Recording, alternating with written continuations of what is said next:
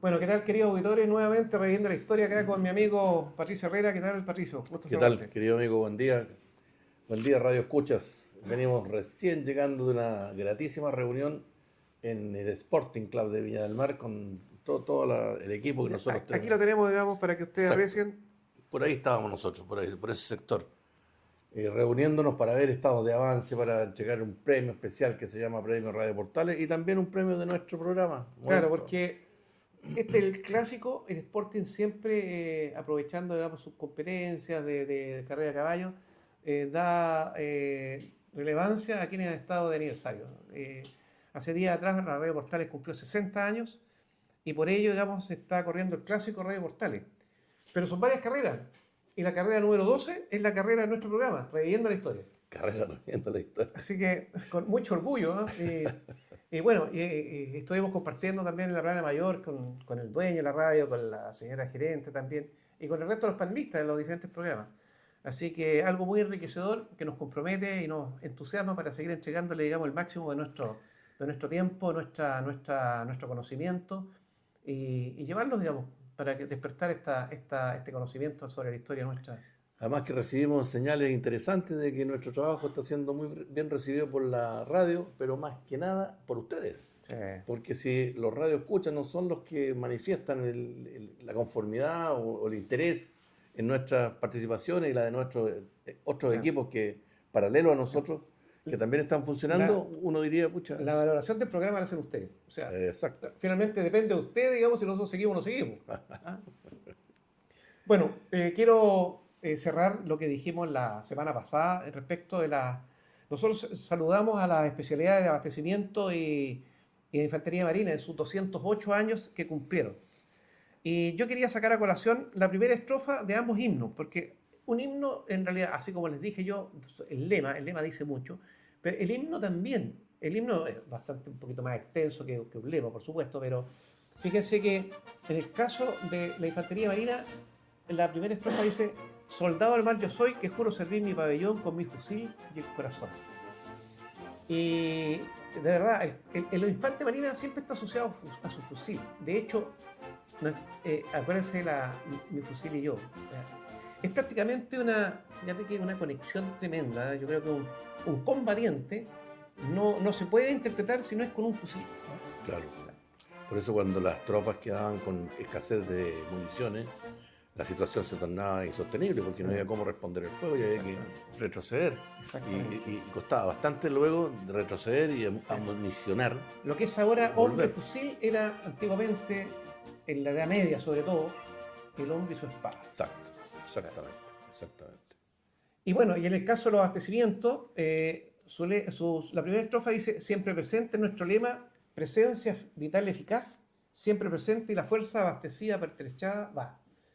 Y qué tremenda mensaje, porque sintetiza, digamos, lo que hace realmente el abastecimiento. El abastecimiento le entrega todos los medios, digamos, para que una fuerza se haga la mar. Y bueno, lo que conversaba un poco de lo que tú decías, no olvidarse lo que dijo Napoleón: los ejércitos se arrastran sobre sus estómagos. Ya hay muchas experiencias en la historia militar y naval que han sido fracasos por una mala planificación logística. Oye, hay por ahí un antecedente histórico que creo que fue con Napoleón, si me equivoco, ojalá nos mandaran una corrección, de que Napoleón descubrió la importancia de llevar limones en las campañas, porque el escorbuto, que era una enfermedad que se les producía en la boca, se rompían los labios, había muchas situaciones muy complicadas para los ejércitos, se solucionó simplemente porque lo que faltaba era vitamina C.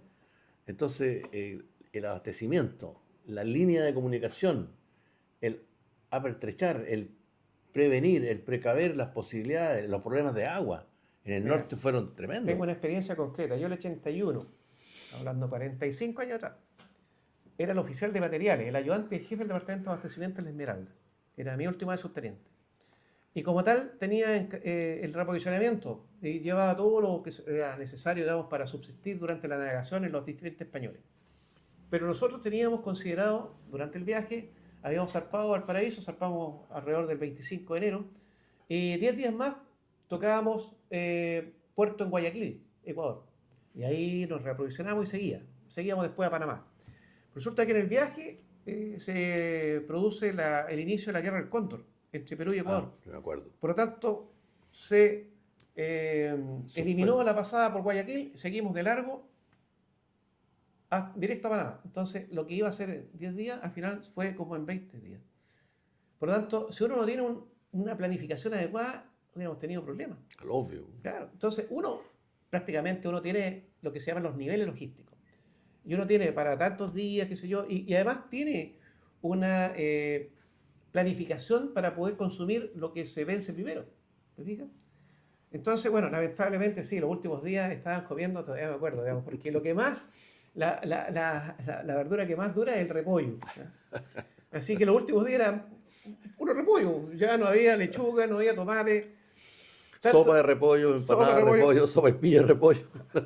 Pero me acuerdo que para poder cubrir los tiempos muertos se hacen un montón de competencias. Claro, ¿sabes? para distraer la cabeza. Exactamente, o sea, de repente me costó entender un poco, después logré captar de que hay que tenerlos todo el día ocupados, todo el día ocupados. Todo el mundo tiene que estar porque si no comienza, digamos, a aflorar la tristeza, porque estamos Pesimismo. pesimismo. Claro. Bueno, entonces, todas las divisiones, una vez a la semana, tenían a cargo un diario. Entonces, cuando me tocó a mí como abastecimiento publicar el diario, nosotros lo hicimos junto con lo de sanidad. Y tuvimos que ponerle nombre a ese diario. Y me acuerdo que le pusimos el repollo con caries. Siempre me acuerdo. El repollo es característico. Todos los que viajan en la Esmeralda saben que le da mucho tiempo, digamos, ya después se hartan, digamos, del repollo. Pero los antiguos buques navegando llevaban carne en pie. Sí. Significa que llevaban animales vivos. No había refrigeradores. Perdón, Entonces, la carne se salaba. Claro. Se salaba para que no se echara a perder. Y de ahí viene el dicho, ojo al charqui. Sí. Porque cuando habían temporales, ojo al charqui, no se podía mojar. Porque si el charqui se mojaba, se podría. Sí. Y bueno, se usaba llevar animales en pie. Entonces, durante la navegación se iban faenando los animales para poder tener carne fresca para la tripulación. Exactamente. Si todo esto viene desde lo muy antiguo, porque lo primero que hace el marino cuando se embarca dice, voy a navegar 20 días. Pueden ser 40.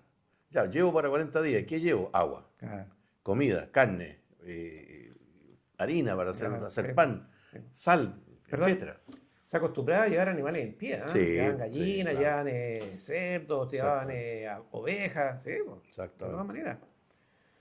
Es muy bonito, ¿eh? Muchas veces a todo esto, mucha gente le puede parecer, digamos, que en el día de hoy, ¿por qué los viajes de instrucción se hacen en veleros? Claro, porque resulta que hay que entender, hay que retrotraerse, digamos, a esa época, una época romántica de la navegación, y entender cómo efectivamente hacían esos viajes. La dependencia del viento. Las sea, observaciones astronómicas. También. Sí, claro, es verdad, digamos, uno se puede situar, digamos, perfectamente ahora, digamos, con un GPS, pero las obligaciones de todos los días, sobre todo para los guardiamarinas y grumetes que dan instrucción, es poder ubicarse como lo hacían en su tiempo. Aparte que la explicación que nos daba nuestro jefe era, en caso de guerra, a usted le van a cortar el satélite. Sí, porque no es satélite chileno, entonces lo van a cortar y se queda sin situación. Esto es lo mismo que en la casa. ¿Por qué tienes una linterna tú? Bueno, si se corta la luz, que se y tienes que tener una radio con pilas también. Exactamente, y hay que tenerla. Todos los que vivimos en Chile con nuestros terremotos y todas nuestras cosas raras, las pilas, la radio, como dices tú, la linterna, incluso gente que tiene reservas de agua en estos envases especiales y tienen reservas, las van usando alternativamente. Me tocó pasar, estuve el 27F y yo lo pasé en Talcahuano. Así que sé, digamos, lo que es un 8.8 y sé, digamos, cuánto tiempo estuvo cortada la electricidad, cuánto tiempo estuvieron sin agua. Por lo tanto, es tremendamente lo que dice Patricio, es tremendamente importante. Bueno, tenemos que volver a insistir, digamos, nuevamente repitiendo nuestro WhatsApp. Así que les damos a conocer nuevamente, muchos a lo mejor ya se lo saben, pero bueno, más 569-4771-2984. Más 569-4771-2984. Y acuérdense que va a aparecer un código QR en pantalla, así que acá en pantalla de repente va a aparecer, digamos. Y por supuesto no te olvides también de dar like y suscribirte al programa. Y tocar la campanita. Tocar la campanita. Nos ha ido bien, realmente nosotros vemos el programa después en YouTube, lo vamos viendo las visualizaciones, qué sé yo, y estamos muy contentos. Le damos muchas gracias, digamos, por las veces que ustedes los ven y me imagino que ustedes se lo comentan, digamos, también a sus amigos, sus familiares, así que síganlo haciendo porque nos motiva, digamos, a seguir con esto mismo. Bueno, continuemos, digamos, habíamos hablado, se había cerrado entonces lo que era la campaña de la toma del Morro de Arica, cerró, digamos, el tema de la campaña técnica Arica. Le contamos, digamos, que hubo esta posibilidad de que la guerra se llegara a un acuerdo, digamos, con la intervención de Estados Unidos, no fue aceptada, la guerra siguió. Pero queremos hacer un paralelo, porque estábamos hablando mucho de lo que sucedió en la parte, digamos, entre junio y octubre, pero paralelamente en ese tiempo, sobre todo en septiembre, se produjo, digamos, un avance de las fuerzas chilenas hacia el norte del Perú, Que fue idea de Lynch. que fue idea de Lynch. Y ahí ustedes tienen en pantalla, digamos, pueden ver ahí bastante al norte, digamos, Chimbote, Trujillo, Etén, Paita, Supe.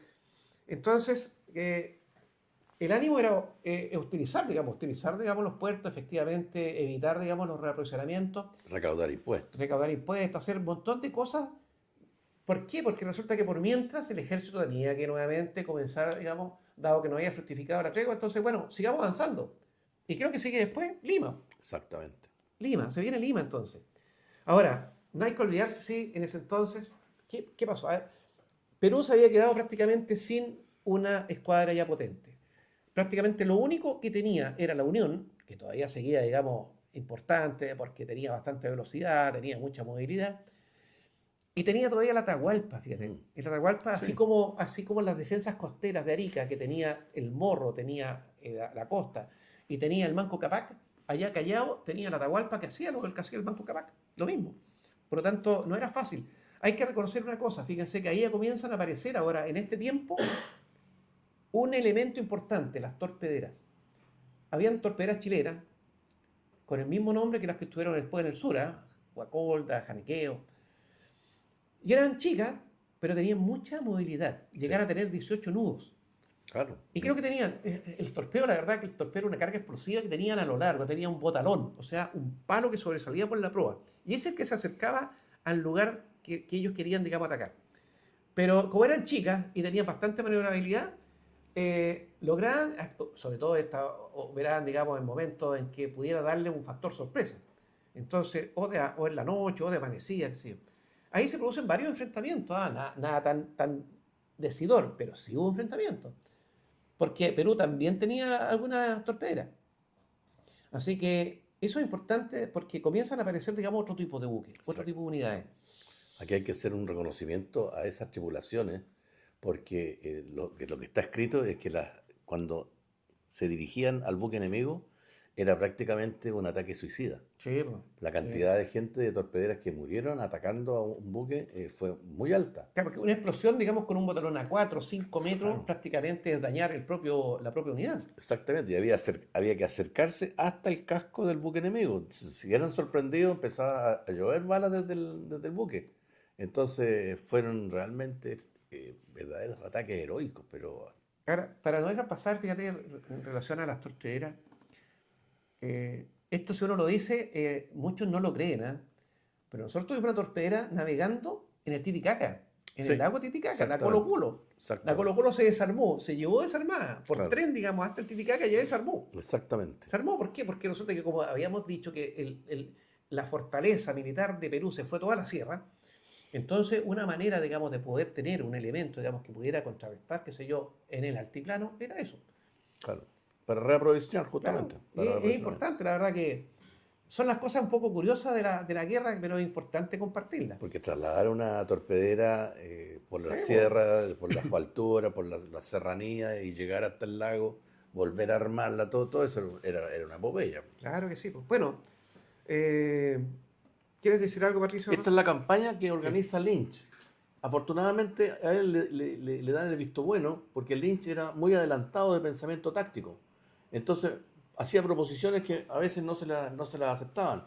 Pero esto se le aceptó. Recuerden ustedes que nosotros comentamos que al comienzo de la guerra Lynch se enrola, Sí, pues. se devuelve a la Marina y se encuentra que todos los cargos de los buques más grandes estaban entregados. Entonces se le asignan a él el comando de transportes navales. Lo dijimos en un programa. Bueno, aquí tiene él la oportunidad de demostrar su valía como oficial naval, netamente naval. Entonces, él propone invadir más al norte de Lima. Y vean ustedes, se comienza a dirigir, el 10 de septiembre llega a Chimbote, de ahí se devuelve a Supe y después de Supe vuelve a Chimbote, pero se dirige inmediatamente, fíjense, a Paita, son como 400 kilómetros. Ya estamos cerca de la frontera con Ecuador. Ya. Claro, y desde allá viene presionando a los hacendados, cobrando impuestos, incendiando a aquellos que no querían cooperar con el ejército chileno, los incendiaba y de ahí vino el mote del Príncipe Rojo, que después va a ser cambiado por otro bastante más favorable. Sí, fíjate que en la medida que iba haciendo esto, iba liberando a los chinos que estaban. Sí, claro. Sobre todo en una hacienda donde encontró como 60.000, Sí. que fue la base... Los culíes. Los culíes, y que fue la base del batallón Vulcano, Sí. que fue dirigido por un hombre bastante económicamente fuerte, un chino, que se juraron lealtad a Lynch.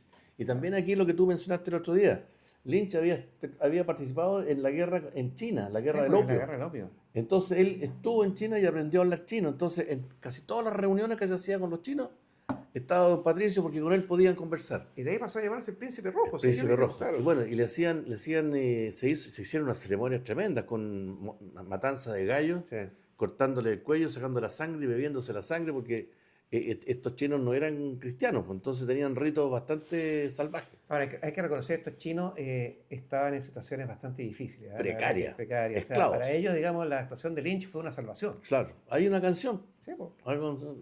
Liu Tan Sin Chin, que fue un chino que después cambió de nombre, se llamó Quintín. Ah, sí, güey. Quintín Quintano, sí, algo así. Sí. Claro, y que ellos juraron lealtad al ejército chileno. A cortar cabeza, diablo, gritaba yo. Exactamente. A comerle los liñones con palitos de marfil.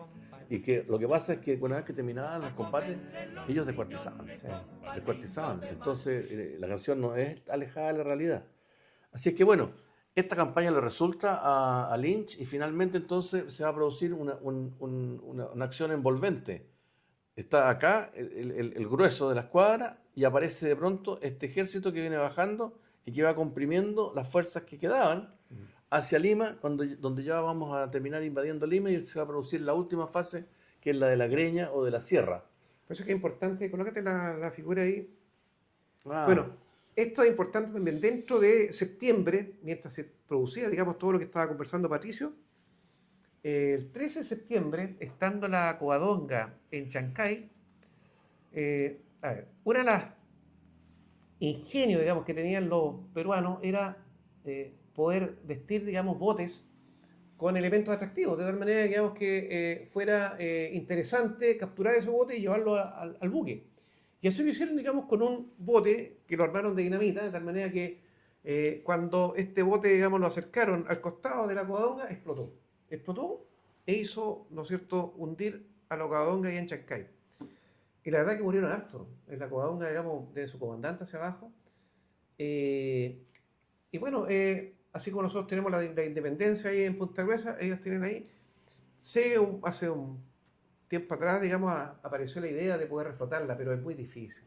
Lo que pasa es que es un buque de madera, sí, prioritariamente de madera, que imagínense cuántos años tiene ahí, desde 1880, que fue esto, hasta hoy día, imagínense, son ciento y tantos años.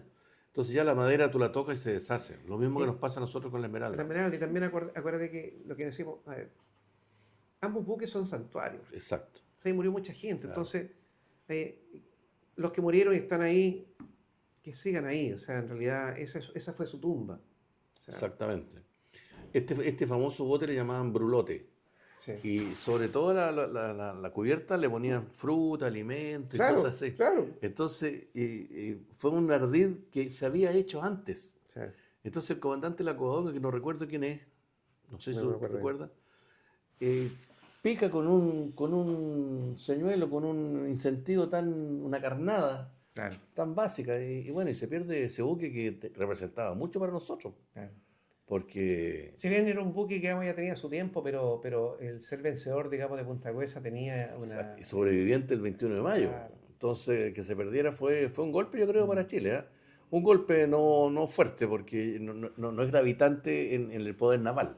La escuadra estaba indemne, la escuadra estaba operativa, y ya la guerra marítima se había acabado. Así que tampoco esto no provocó ningún cambio en la guerra. Solamente anímico por un rato, y luego ya empezaron las fuerzas a entrar en Lima. Mira, prueba está que ya avanzado el tiempo después de la guerra, o sea, no después, digamos, en los años, digamos, que siguió la guerra, cuando ya Perú se ve superado completamente, lo que hace es destruir completamente todo lo que le quedaba. Exacto, para que Chile no se Claro, apropiara. exactamente. Que se estila mucho, ¿ah? Bueno, Sí, es sí. cosa de verlo, digamos, lo que pasó con el Dresden en la Bahía Cumberland y Juan Fernández. Y la escuadra francesa, Sí, pues, Segunda Guerra Mundial. sí. No, sí, hay testimonio de lo anterior.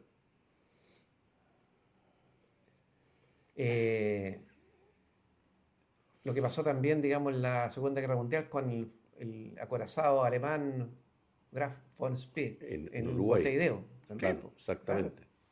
Exactamente.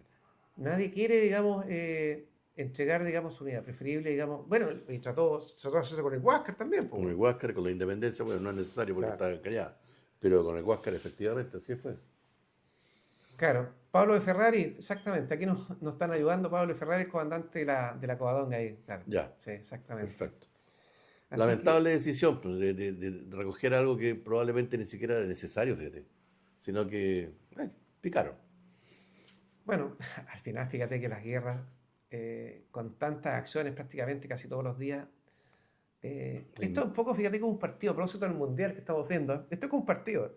Hay goles para un lado, goles para otro. Finalmente, de repente, ¿quién ganó? 4-3, ya ganó Alemania, man, ya, porque colocó 4 y el otro perdió Curazao, por decir una cosa, perdió 3.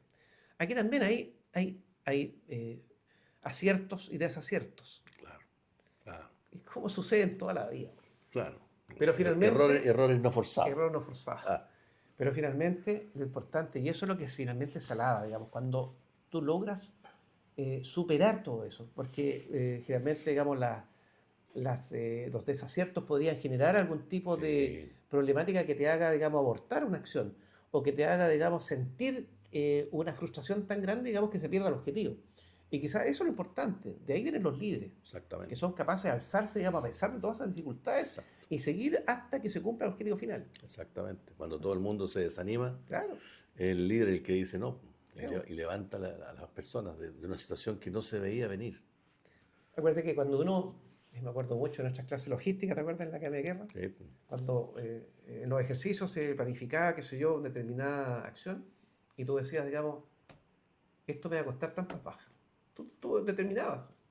Bueno, porque era evidente, sí, oye, es cosa de ver, digamos, el desembarco en Normandía, ¿no es cierto? ah, ¿Cuánto? Sí, fíjate que en la construcción de edificios se consideran las también, bajas. pues, claro, Hoy día, sí, siglo XXI, sí, con mayor razón en una campaña bélica. claro, La toma de Lima, claro, la ciudadela Piérola, sí. no sé cuántos El mismo murieron. desembarco de Pisagua, Pisagua, ¿cuántos murieron? claro. Pero bueno, pero lo importante es seguir adelante. Así que, bueno, ponte ahí, nos vamos entonces Este personaje. este personaje, nuevamente, digamos, recordándolo acá. Fíjate que Patricio Lynch ya tenía a esa fecha 55 años. Sí. Claro, Para ese tiempo ya era un hombre maduro. un hombre maduro. Maduro. Pero su experiencia, su conocimiento Y su lo vitalidad. puso, claro, lo puso en una situación, digamos, de bastante prestigio y con una mirada madura que ayudó mucho, Exacto. ayudó tremendamente. Aquí lo vemos, ¿no es cierto?, como contraalmirante. Hay que reconocer, él fue almirante y general también, porque fue el general en jefe, ¿no es cierto?, de la ocupación en Lima, posteriormente. Ahí lo tienen luciendo Así uniforme que- general, con sus estrellas pecho-espalda y su gorra naval. ¿Quién autorizó este uniforme? No sabemos. Pero es una simbiosis entre general y marino. Pero un tremendo personaje. Y muy reconocido en el ejército, muy Sí. querido, porque era muy atinado, era ponderado, prudente. No actuaba en forma atolondrada, era audaz pero muy prudente. Entonces gozó de un prestigio enorme, incluso en Perú. Incluso en El Perú. libro de Pollack, que aprovecho de aclarar a un lector que por ahí dice que el libro de Pollack fue escrito por un chileno. No, si Pollack es peruano, amigo. Así es que esa versión que usted leyó, donde Pollack reconoce a Lynch su capacidad de administración, y no solamente administración pública, Sí. sino que también legislativa, e incluso se lo reconoce por este autor, Pollack, que él crea jurisprudencia adaptada a la situación de ocupación en Perú. Porque Patricio Lynch, cuando toma el control de Perú rendido, son solamente el coronel Cáceres resistiendo en la sierra, Claro. él tiene que administrar Perú y las autoridades peruanas se niegan a cooperar. él realmente actúa como un verdadero jefe de Estado. Claro, ¿Por qué? Porque el jefe de Estado ya no solamente tiene el jefe de gobierno, sino que tiene además como tú dices, digamos, toda la administración de justicia, exacto. ¿no es cierto? Y además, bueno, la administración, digamos, que hace el Congreso, o sea, dictando leyes, qué sé yo. Entonces, y no fue, digamos, por un poco tiempo, fueron más de 2 años. Entonces, Exacto. es Fíjate, realmente magnífico. fíjate que los peruanos le reconocen a los peruanos pensantes y no personas que repiten eslogan. Aquellos que piensan, aquellos que leen historia, aquellos que revisan los antecedentes de cómo se vivieron esos 2 años, reconocen la seguridad, la Sí, tranquilidad, sí, el orden. sí. Ahora, cobraba impuestos y mandaba dinero hacia Chile, por supuesto, si estaban ocupados. Había un periodo de ocupación. Y al revés, acá en Chile había gente en contra de Lynch porque decían que estaba gobernando más para favorecer a los peruanos que a los chilenos. Entonces, ¿qué es lo que pasó? Que él tuvo que caminar por una línea, una cuerda floja, donde no podía exprimir tanto a los peruanos para generar situaciones difíciles, pero había que entregar una cantidad de dinero a Chile. Y de hecho, lo hizo y grandes cantidades, grandes sumas. Chile estaba con las arcas escuálidas. ¿Te acuerdas cuando vino Entonces, el almirante Militich? nuestro querido Eh, almirante y Miletich. Un conversábamos con él saludo para el presidente. del Instituto de Estudios Históricos Marítimos del Perú. Sí, Eh, a él, y dice que en general, digamos, la mayoría de los peruanos les duele esa ocupación que hizo obvio. Chile. Claro, a quien no, digamos, viendo en su palacio de gobierno, donde flameó mucho tiempo la bandera peruana, flameaba la bandera chilena.